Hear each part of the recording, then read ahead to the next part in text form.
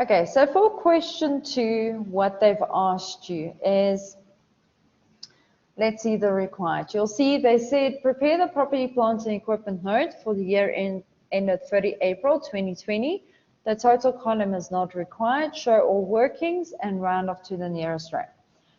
Now, remember, when they tell you show all the workings, the reason they tell you that is if you make a mistake, we can give you method marks. If you don't show your workings and you make a mistake, you get an automatic 0 for that amount.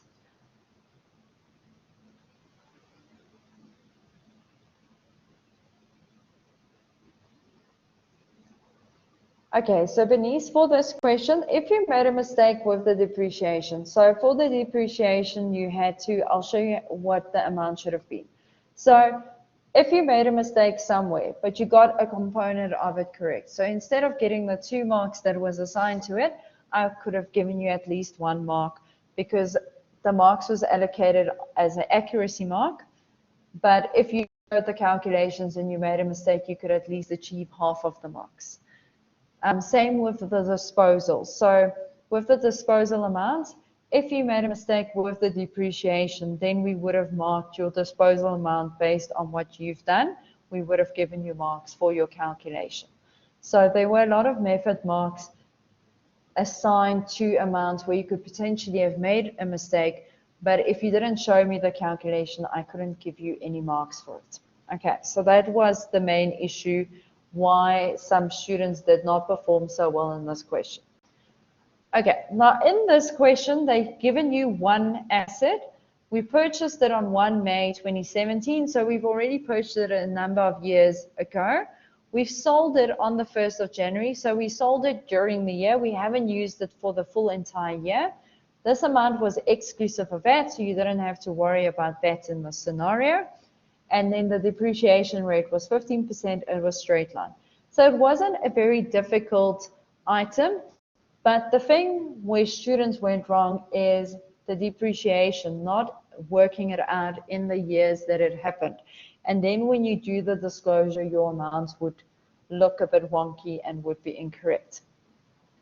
Okay, so what we're going to do now is I'm going to go to the Excel file and then we're going to look at what that should look like, or what your disclosure should look like, and the thing that I mentioned earlier, I'm going to show that as well.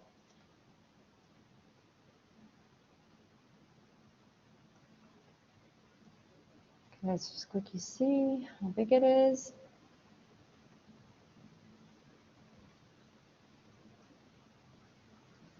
Okay, so for this question, they've given you this format in your test. So they've given you the column, they've given you the amounts that you had to indicate.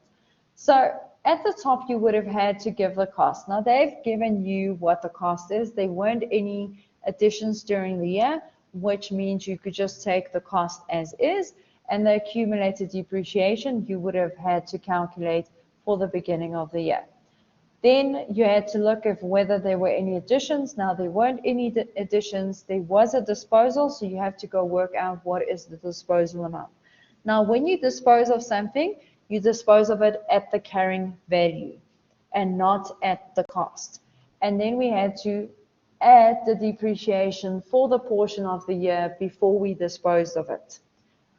Now if we go to the calculation, so the first thing you could have filled in was the 220. That was given to you in the question. You would have automatically received the mark for just transferring that amount. Now, a lot of students got that one correct. Now, for the accumulated depreciation in the beginning of the year, how I want you to do the calculation. You can do it as part of your disposal calculations, or you can do it separately. So, and with your disposal calculation, you start with the cost and then you deduct the accumulated depreciation. Now, what I've done is I've gone and split it into the number of years. Now, the reason I've split it into the years is because of the fact that we will have to add those years to get your opening accumulated depreciation as well as the depreciation for the year. Now, for the first one, the accumulated depreciation, based on the file, we've acquired it on the 1st of May and our year end is 31st of April. So that means we had that asset for a full 12 months. We did not have to apportion it in the beginning. Now, because the original cost was 220, we take the 220, our depreciation rate was 15%.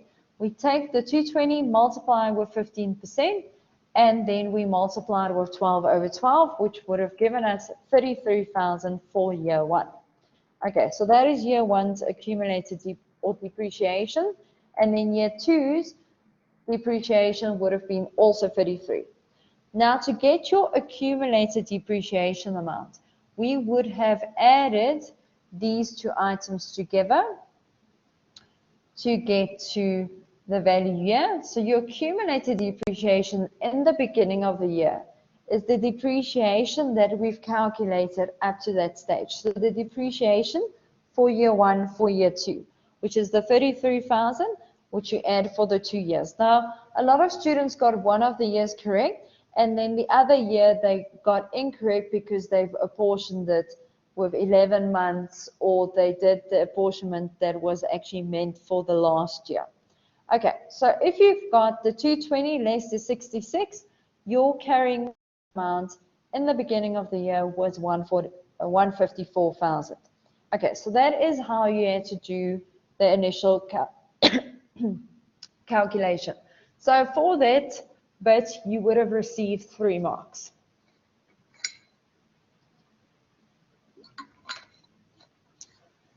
Okay, then we said the additions, there weren't any additions during the year, so that would have been a 0.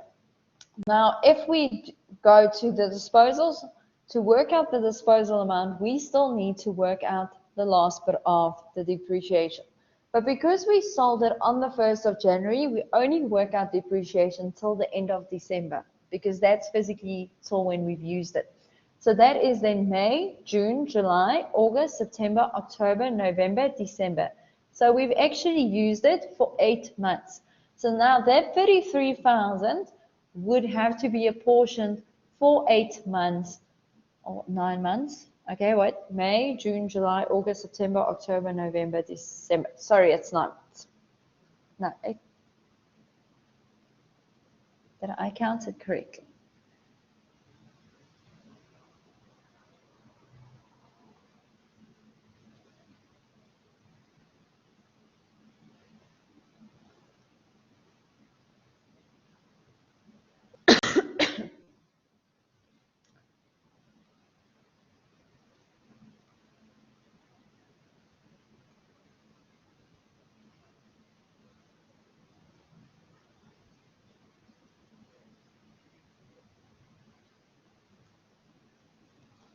Okay, so then you work out the depreciation, and then you add all of this together. But I think this is 8 months, if I'm correct, and not 9. Okay, so that was 22,000. Then you add it up, so you get 132, which is the disposal amount. So that is the 220 less the 33,000 less the 33,000 less the 22 gives you 132. Okay, so that means the depreciation for the current year is the 22,000, which is pulled through from this calculation at the bottom. Now with this one, if you made a mistake, we would have given you marks for applying the percentage, applying the cost, and then if you've applied the correct apportionment, you would have gotten the mark. So this was about 2 marks worth their calculation, but you could have got to about 1.5 marks depending on how you did the calculation. Then we deduct the depreciation. Now what's important to note here is you will see the accumulated depreciation as well as the depreciation is shown as a negative. Do not show it as a positive, because then you work out the carrying amounts and the movements incorrectly. And that's what happened with a lot of students, is they did not indicate it brackets. So then when they did the balancing, it did not actually balance. Then our disposal amount is the carrying amount of the disposal. Now, why is it the carrying amount? Because we are taking out what that asset is worth at that stage. Now, the asset is worth 132,000. So then you populate that 132,000, but you also show it as a negative. And then when you add all of those together, our movement is 154,000. So you'll see the movement is exactly the same as the carrying amount, which means that when we get to the carrying value at the end of the year, it will be 0 because we have taken out the value as it was at that stage out of the books. So that means nothing will remain. Okay.